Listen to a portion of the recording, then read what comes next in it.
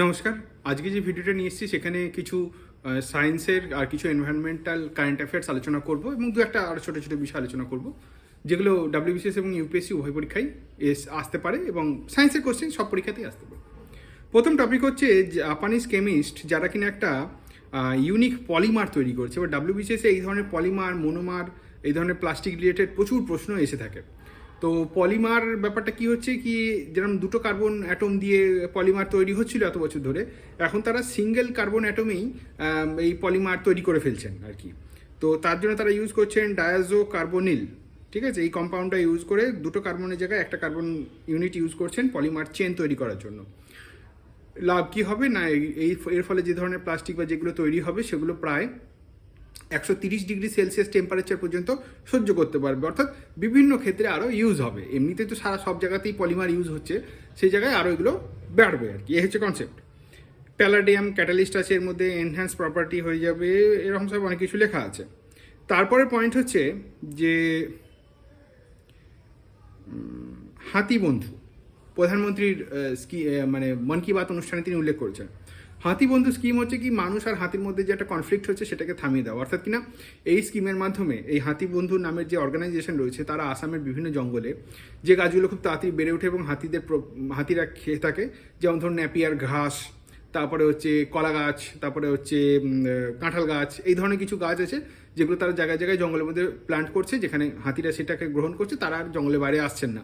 তার ফলে আর ঝামেলা টামেলা, মারামারি বা ফসল নষ্ট এসবগুলো হচ্ছে না, যেটা খুব ভাইটাল। আমি আশা করি আমাদের পশ্চিমবঙ্গের পশ্চিম মেদিনীপুর জেলা থেকে শুরু করে বা পুরুলিয়া বা জলপাইগুড়ি, এই সমস্ত যে জায়গায় হাতির সঙ্গে মানুষের একটা সংঘর্ষ প্রায় হচ্ছে, হাতি লোকালয়ে ঢুকে পড়ছে, ফসল নষ্ট হচ্ছে, এগুলো কাজে দেবে।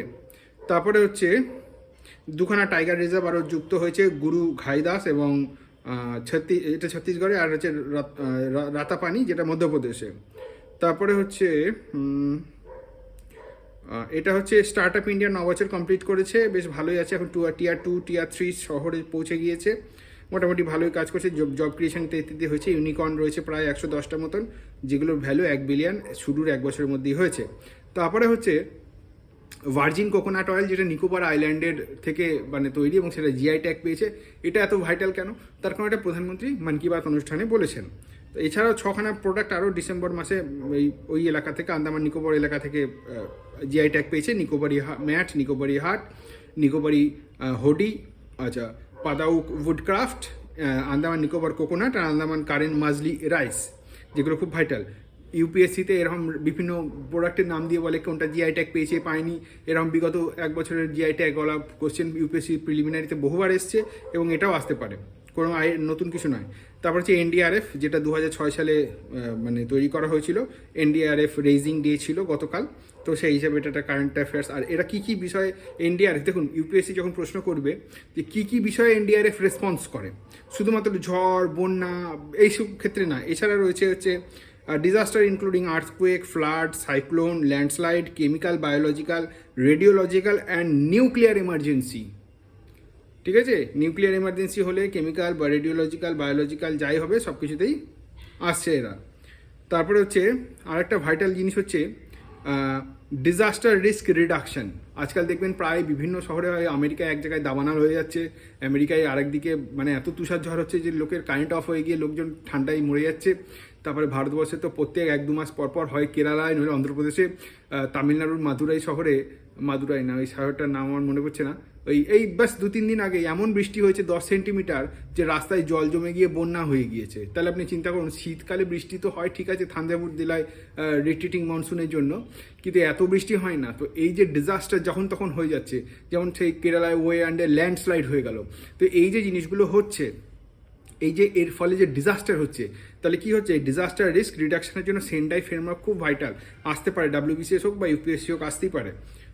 নোটসটা আমরা শুধু আমাদের যারা পড়ে তাদের কাছে দেওয়া হচ্ছে, বাকি আপনাকে বলে দেওয়া হচ্ছে, আপনি নিজে তৈরি করে নেবেন।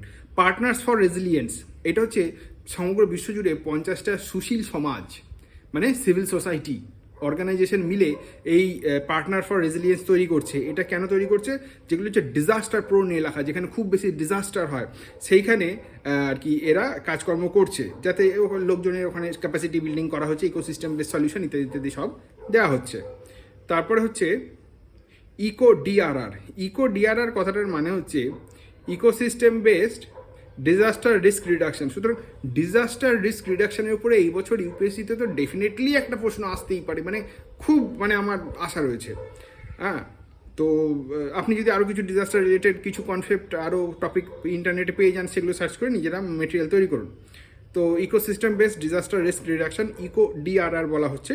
এখানে বাফার জোনের কথা বলা হচ্ছে। বাফার জোন কি, যেমন ধরুন ফরেস্ট, ম্যানগ্রোভ, এটা রাখতে হবে, যার ফলে কিন্তু ডিজাস্টারটা এসে ওইখানে ধাক্কা মারবে, মানব ক্ষতি কম হবে।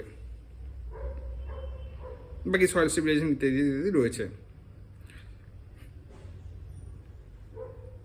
তো এই কটাই ছিল ভিডিওটার মাধ্যমে, এতটুকু বলা ছিল। দেখার জন্য ধন্যবাদ। বাকি কোনো প্রশ্ন থাকলে আপনি অবশ্যই কমেন্টে জানাতে পারেন, বা আমাদের ব্যাচে জয়েন করতে চাইলে 8230086177 হোয়াটসঅ্যাপে যোগাযোগ করতে পারেন।